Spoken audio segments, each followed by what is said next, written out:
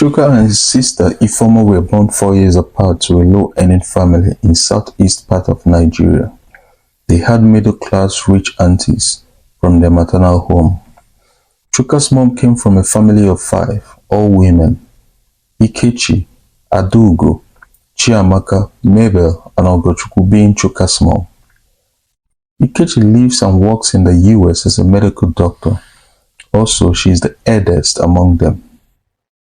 Adaugo, Chiamaka, and Mabel works as nurses and lives in the US as well.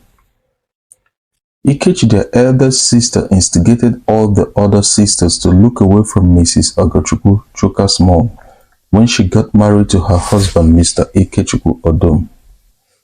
He was not as rich and affluent as they were and was considered not to belong to their class. They had asked Chuka's mom to decline the marriage offer and prepared to come over to the US, but she refused, with claims that she loved her then fiancé, and moreover, none of the sisters were married because they despised men and never sustained any romantic relationships either.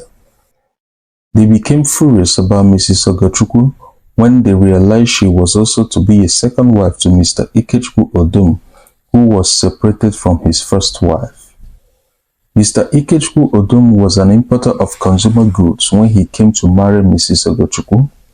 He is from Okpato in Udi LGA of Enugu State, while Mrs. Ogochukwu hailed from Ogwa in Ikeju LGA, Imo State.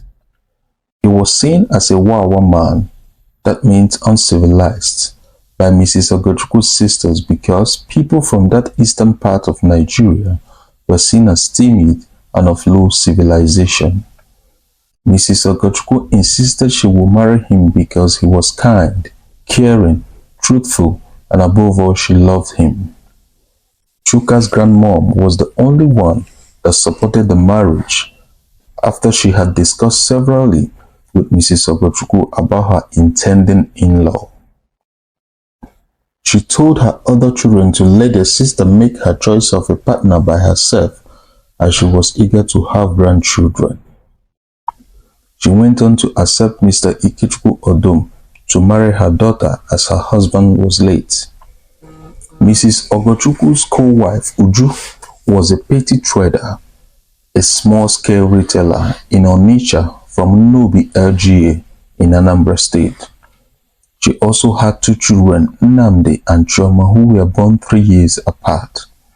She separated from Mr. Ikechukwu Odom when his import business crumbled, as she was a housewife and had no job. She started making life unbearable for Mr. Ikechukwu after he returned from Lagos to Onitsha. She insulted him regularly before her children and even fought him sometimes with a knife. On one of the incidents, she cut his left middle finger. She told her children horrible stories about Mr. Ikechukwu and made them hate and despise him as their father. This made Mr. Ikechukwu to keep Chuka, Ifeoma, and his wife Mrs. Ogochukwu away from his first family and never made them have any contact while he lived. Mrs. Ogochukwu Odom was a government public servant. The family resided in Imo State, precisely in Oji Orata at the time. While Chuka was in level 5 in elementary school, his father was diagnosed of cancer of the liver. The cancer progressed so fast that within a year and 7 months, Mr. Ikechukwu Odom died, leaving Chuka and his sister to their mom to take care of. During Mr. Ikechukwu's burial, his family members showed hostilities because Uju, his first wife, had conspired and bribed some family members against Mrs. Ogochukwu. After the burial, Chuka's mom left with her children and stayed away from her husband's village and only kept contact with few people who cared to hear from her. After Mr. Ikechukwu's death, Chuka and Ifeoma started feeling the reality of the absence of their father. They had less access to many things other kids around them had, like a good shoe to wear to church or school, a good TV to see the soap operas at home. The school uniforms got worn out because they were old. Chuka's mom would find a way to stitch them together, encourage Chuka and Ifeoma to wear their uniforms to school. Also, sometimes other children made fun of them. Many times they were sent home from school because of non-payment of tuition fees, which is typical in Nigerian schools. They rarely had new clothes and footwear at Christmas like other children around them. But in all, Chuka had a great personality and attitude towards life as a smart kid. This was also typical of his father. He never let the experiences after his father's death affect his self-esteem or optimism to life. He always stood up for his right and his sister's Ifeoma whenever any child wanted to bully her in school. Chuka was brilliant and passed his subjects with excellent grades at school, despite not having access to textbooks or extra tutorial classes like other kids in his class did. None of Chuka's maternal aunties looked her mom's way to help her, even as a widow and as years had gone by. Chuka's maternal grandmom was the only one from her family who assisted Mrs. Ogochukwu the way she could.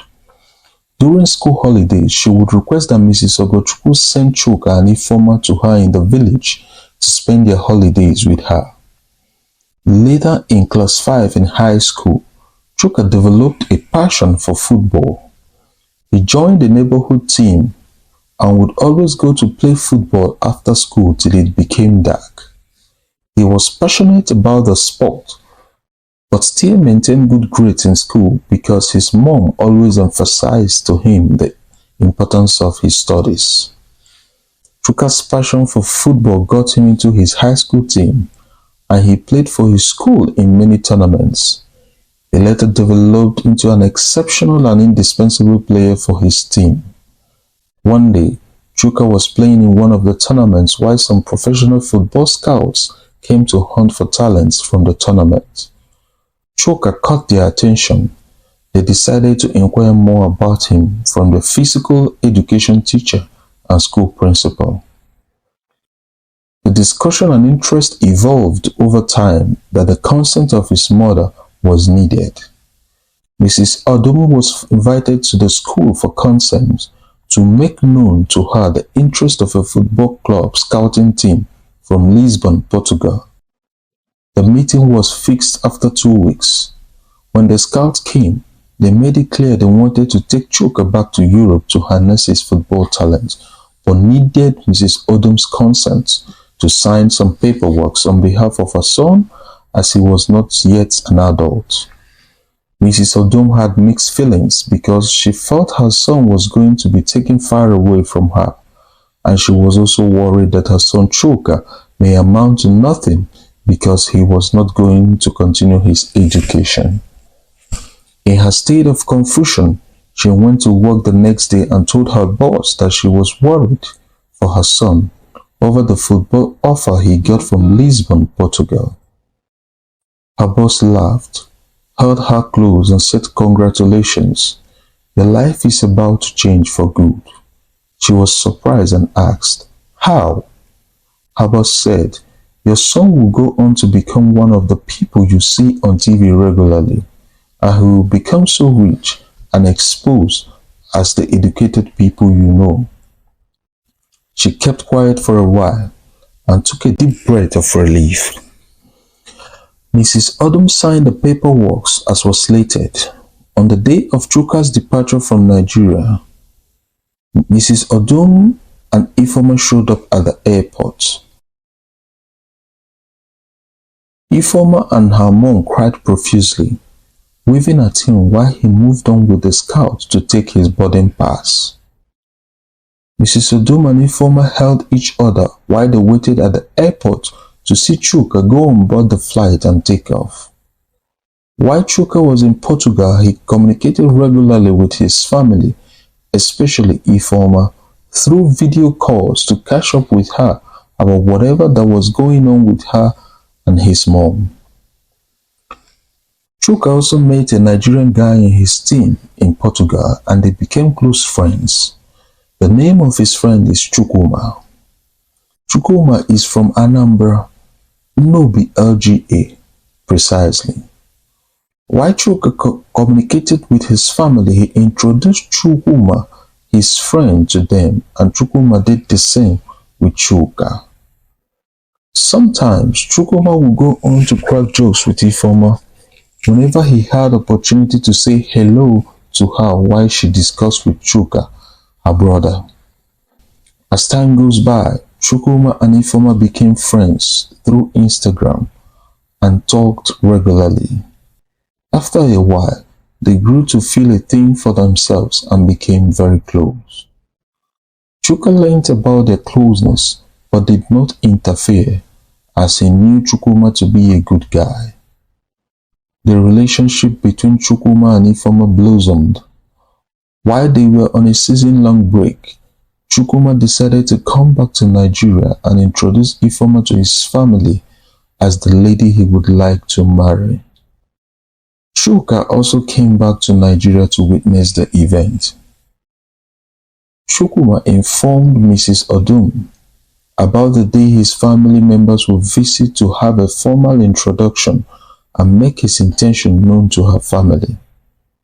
On the day of the event, Chukwuma took one of his aunties, his mother's younger sister, whom she was fond of, his parents, and two of his uncles.